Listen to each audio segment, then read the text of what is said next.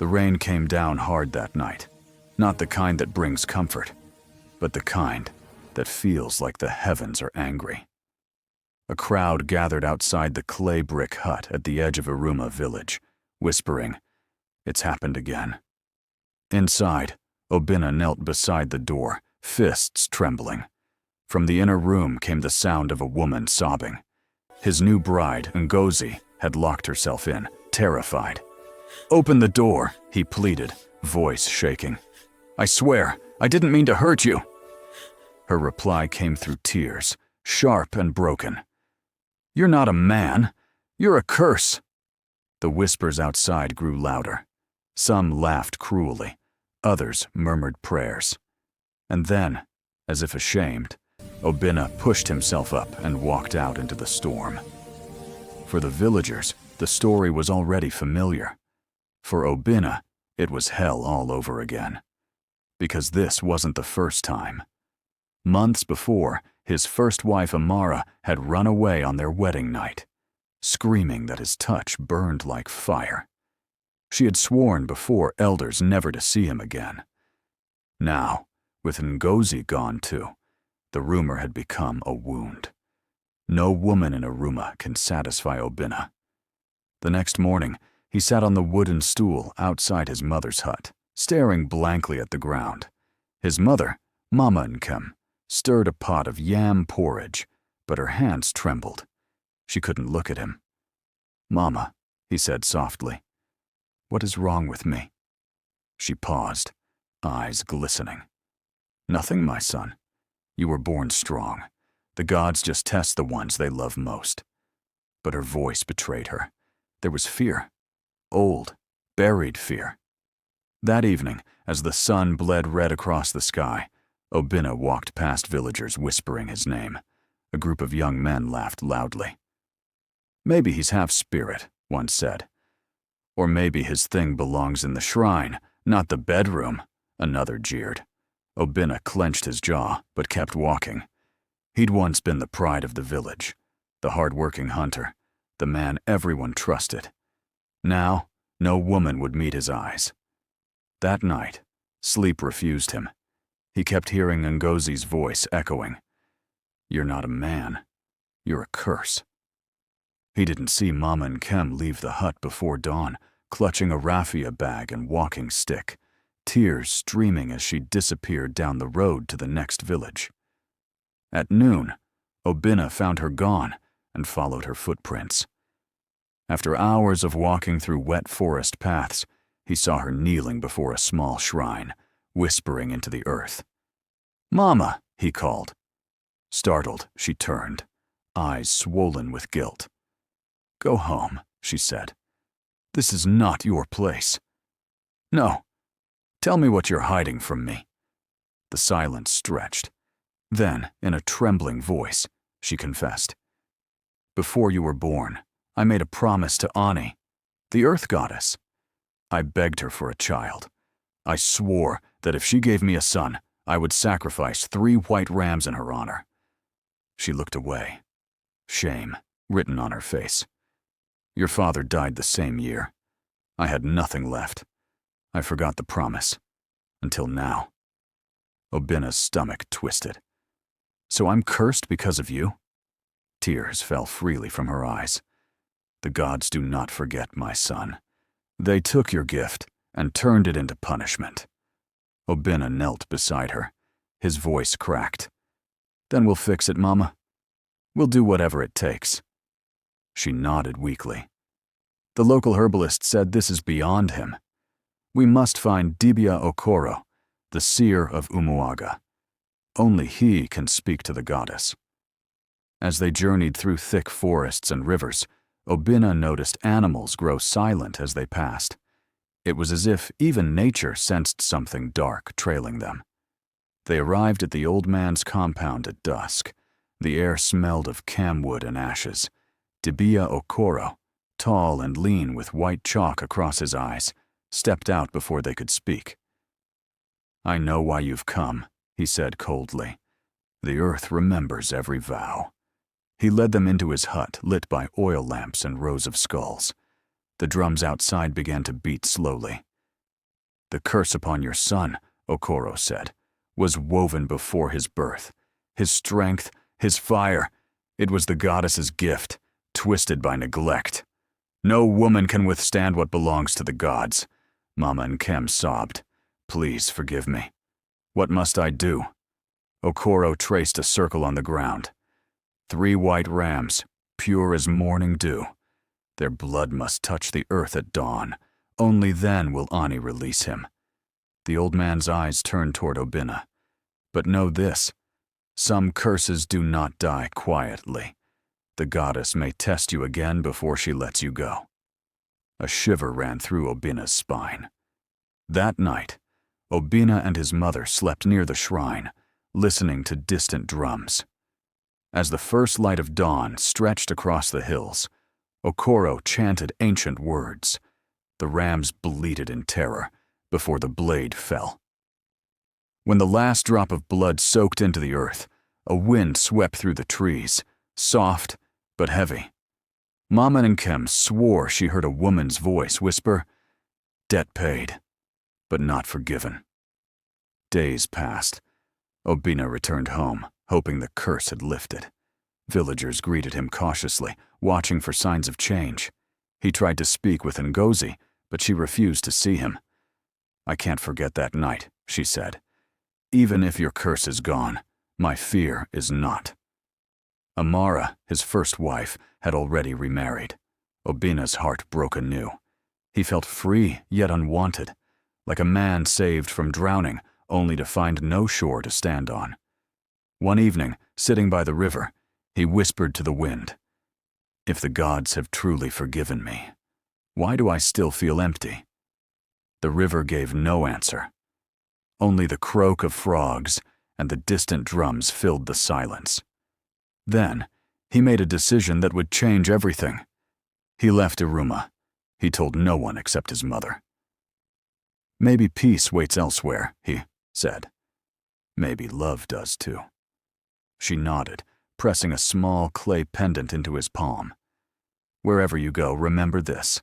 Not all love comes without pain." As he walked away, Mama and Kem stared after him until he disappeared into the mist. For weeks, he wandered through villages, working for food and shelter. He helped rebuild huts, fetch firewood, and care for elders. People liked his quiet nature, but the women still whispered when he passed. Then, one afternoon, while repairing a roof in Nwoko village, a firm female voice called up to him. "You work like a man who's running from something." He looked down. A woman stood below, carrying a calabash of water.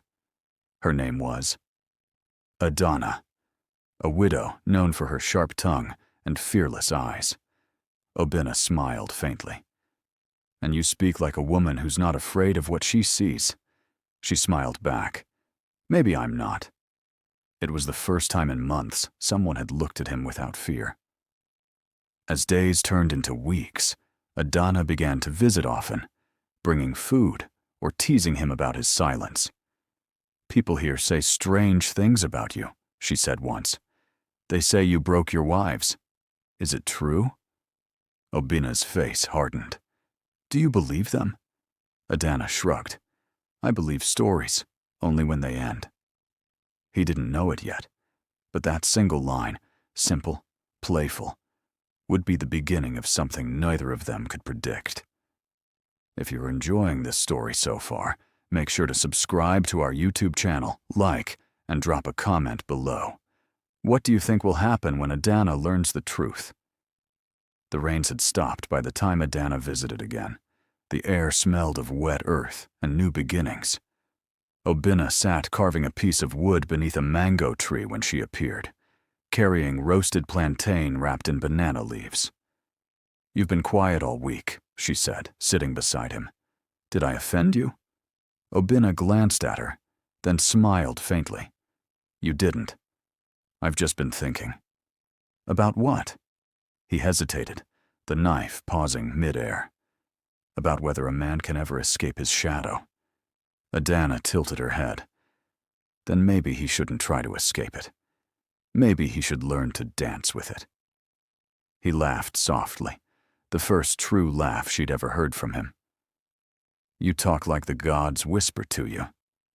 Maybe they do, she replied, grinning. But I don't listen unless they bring good news. Weeks passed. Their friendship deepened, turning into something warm and fragile.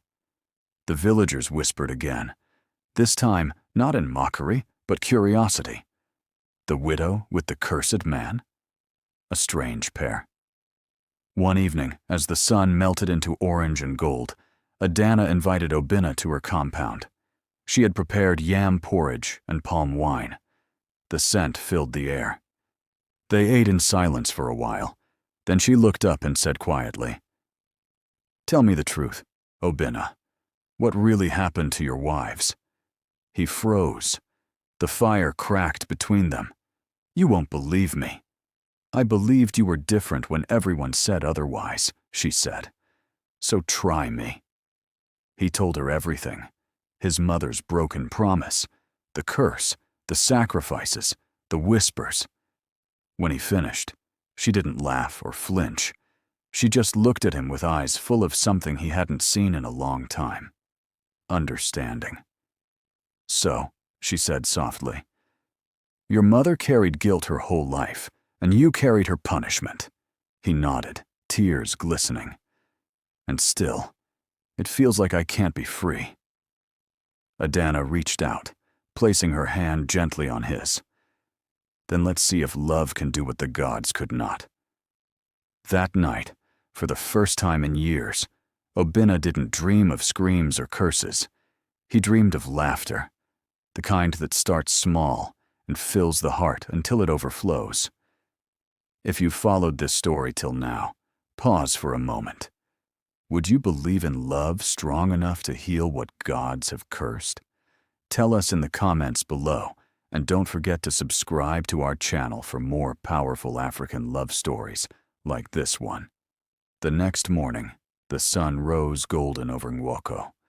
Adanna walked to the stream, humming softly. Villagers had begun to notice the peace that followed her presence around Obinna. Even the children who once avoided him now called out his name. But peace never lasts long where curses once slept. That evening, as they prepared dinner, a sudden gust of wind blew through the hut. The clay pendant Mama Nkem had given Obinna fell from the shelf and cracked on the floor. A faint hum filled the air, low and mournful. Adanna frowned. What was that? Obinna picked up the pendant, his face pale. My mother said it would protect me. She never told me from what. That night, the dream returned, but different this time. Obinna saw his mother standing beside Dibia Okoro's shrine, her eyes hollow, her lips moving in silent prayer. Behind her, a shadowy figure formed, a woman draped in red earth and leaves, the goddess Ani.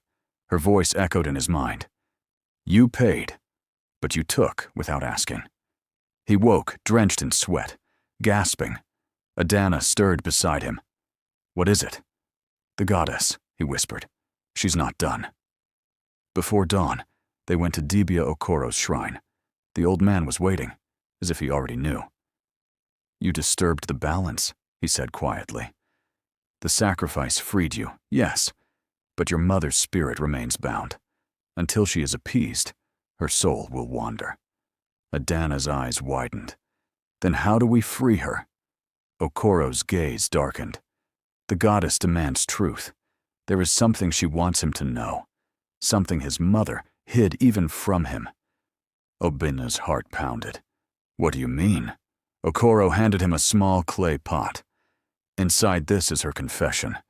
She left it before she died. Open it at the river where you were born.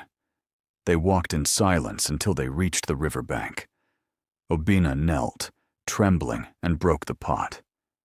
Inside was a folded piece of cloth stained with tears. On it, his mother's voice seemed to echo.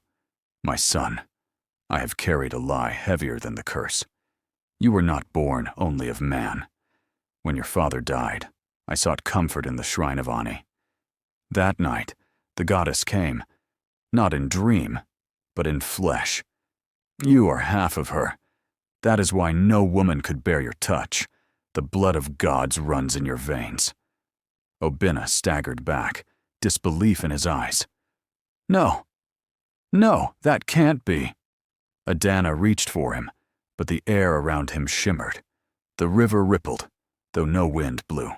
His reflection looked back, not entirely human, not entirely divine. Tears streamed down his face. "All this time, I thought I was cursed. I was never meant to live as a man." Adanna stood firm. "You are a man. Whatever you are made of, earth or spirit, I see your heart, and that is human." The wind calmed. The river stilled. A soft voice whispered across the water. Love accepted. Debt forgiven. In that moment, the light around Obinna faded. The heaviness lifted from his chest. He fell to his knees, sobbing. Not from pain, but from release. Adanna knelt beside him, holding him close.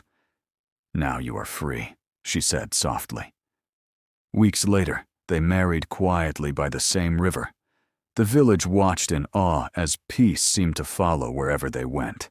Even Dibia Okoro came, smiling faintly. "Sometimes the gods test us not to destroy us," he said, "but to remind us that even they envy the courage to love." As Obinna and Adanna walked hand in hand, children ran behind them, laughing. For the first time in years, he felt truly alive. That night, as they sat outside watching the stars, Adanna whispered, "What do you think your mother would say if she saw us now?" He smiled faintly. "She'd say the gods finally learned mercy." And from somewhere deep within the wind, a familiar whisper answered, "I always believed you'd find it." If this story touched your heart, please subscribe, like, and comment below. What lesson did you take from Obinna and Adanna's journey? Was it love, destiny, or redemption? Your engagement helps us bring more African stories of mystery, faith, and powerful emotion to life. And remember, in every promise broken, there lies a story waiting to be healed.